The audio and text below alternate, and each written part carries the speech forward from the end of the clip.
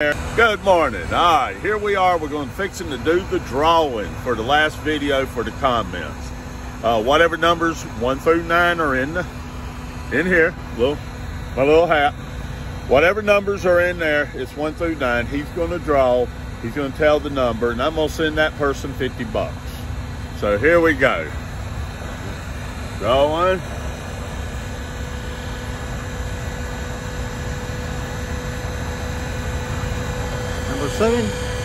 Number 7. Now I'm gonna have to look at the list and see who you are, but whoever's number 7, I owe you $50. I'm gonna hit you up and tell you we're gonna make arrangements to get it to you. All right, so I appreciate it, and we shall keep this going on. Well, we did a video the other week about replacing the track on a Dozer.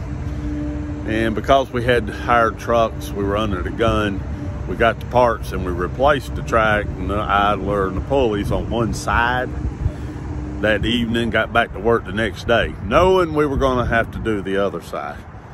Well, guess what? There's the other side. Now it's time. Problem is, it's down in the pond and they're calling for rain tomorrow night.